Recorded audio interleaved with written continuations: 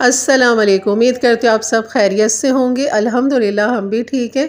और यहाँ मैं आज आपको पकोड़ा मिक्स भी बनाना सिखाऊंगी। उस पकोड़ा मिक्स से आप बेसन का पकोड़ा प्री मैक्स कैसे बना सकते हैं और उसके लिए क्या क्या हमें चीज़ें चाहिए होंगी। यकीन करें बहुत ही लाजवाब, बहुत ही मज़े का बनेगा। आपकी ज़िंदगी आसान हो जाएगी।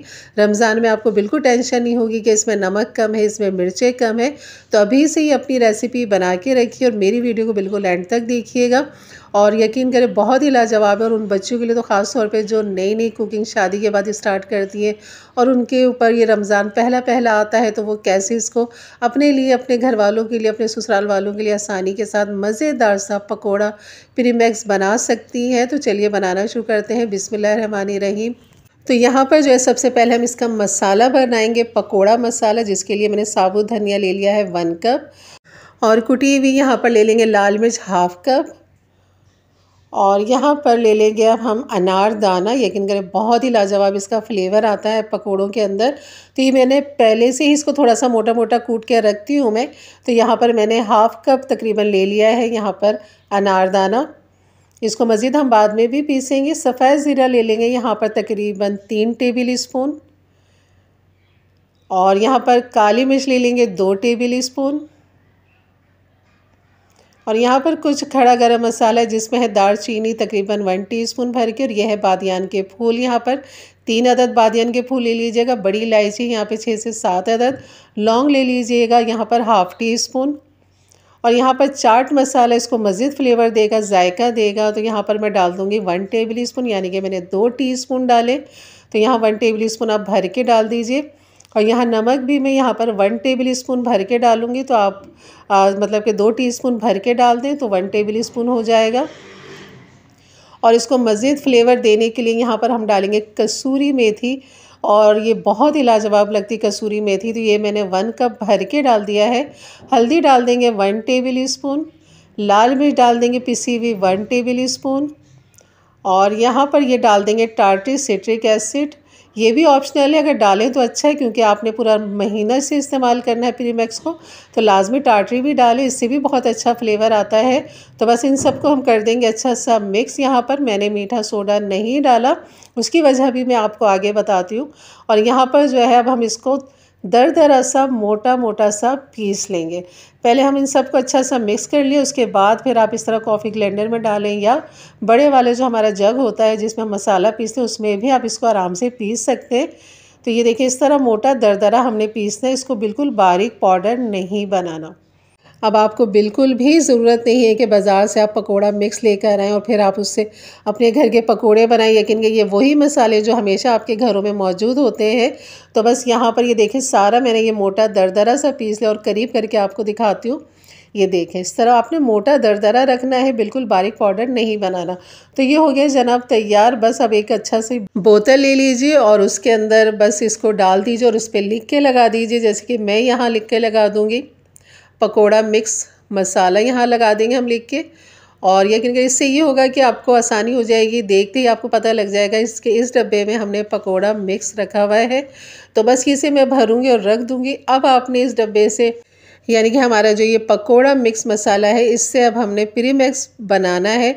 तो मैं आपको यहाँ पर 1 किलो बेसन के हिसाब से ये पकोड़ा मिक्स यानी कि पकोड़ा प्री मैक्स बनाना बता दूँगी कि आपने 1 किलो बेसन के साथ पहले बनाना है। उसको ट्राई करना है घर में पहले आपने रमज़ान से पहले। और यहाँ पर बेसन को हम सबसे पहले छानेंगे, क्योंकि जब हम इसमें मसाला मिला देंगे तो फिर आप इसे छान नहीं सकेंगे। तो इसलिए आपने सबसे पहले बेसन को छान लेना है, खूब अच्छा सा आपने छान लेना है इस तरह। और यहाँ पर छानने के बाद जो आपने इसमें कितनी क्वांटिटी डालनी है मैं चम्मच के हिसाब से भी बताती हूँ आपको और कप के हिसाब से भी।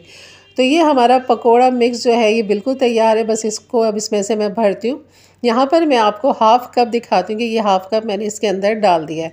और 1/2 कप डालने के बाद ये चमचा जो है ना, ये तकरीबन 1/2 कप के अंदर ये 5 टेबल स्पून इस तरह फुल भर कर आते हैं। ये देखिए फुल भर कर आते हैं ये इस तरह।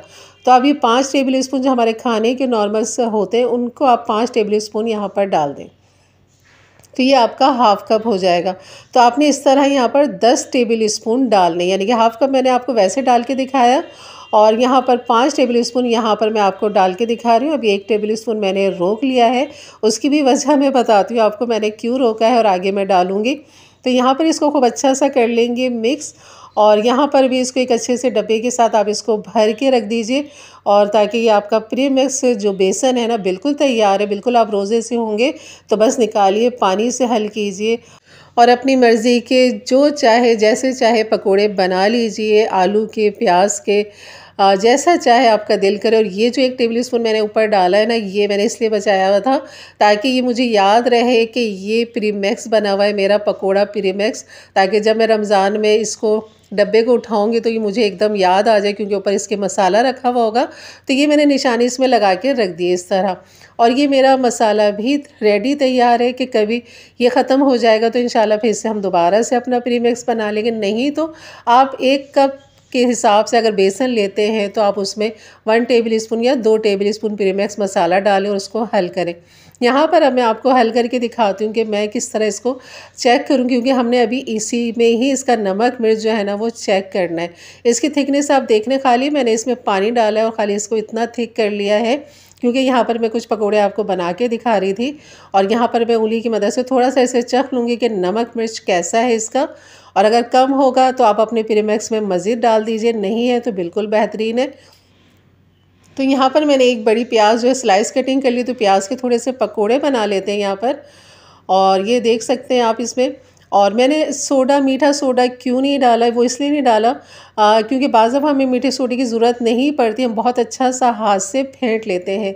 तो यहाँ देख रहे हैं अब ये आलू की कतलियाँ मैं बना रही हूँ, तो मैंने खूब अच्छा सा फेंट लिया था और बग़ैर मीठे सोडे के ये बेहतरीन हमारे जो आलू देख रहे हैं आप फूले फूले से हैं। तो अगर आप डालना चाहें तो बिल्कुल 1 टीस्पून आप मीठा सोडा डाल सकते हैं प्रीमिक्स के अंदर, और अपने जो पकोड़ा मसाला है उसके अंदर डाल सकते हैं 1 टीस्पून। तो यहाँ पर ये पकोड़े भी बन गए जनाब, ये मेरे आलू के भी बन गए हैं और ये प्याज के भी बेहतरीन बन चुके हैं। उम्मीद करती हूँ आपको रेसिपी अच्छी लगी तो लाइक कर दीजिएगा। मेरे चैनल पे नए हैं तो ज़रूर सब्सक्राइब करके जाइएगा, बेल के बटन को क्लिक कर दें, ऑल के बटन को प्रेस कर दें ताकि मेरी वीडियो की नोटिफिकेशन आपको हमेशा सबसे पहले मिले। तो अपने दोस्त फ्रेंड में ज़रूर शेयर कीजिए ताकि उनके लिए भी आसानियाँ पैदा हों। रमज़ान से पहले पहले ये प्रीमिक्स बना के रखिए, या पकोड़ा मसाला बना के रख लीजिए, या प्रीमिक्स, दोनों ही आपके लिए बेहतरीन है। तो इंशाल्लाह मिलते हैं फिर एक अच्छी नई रेसिपी के साथ। तब तक के लिए इजाज़त दें, अपना बहुत सारा ख्याल रखें, दुआओं में याद रखें। अल्लाह हाफ़िज़।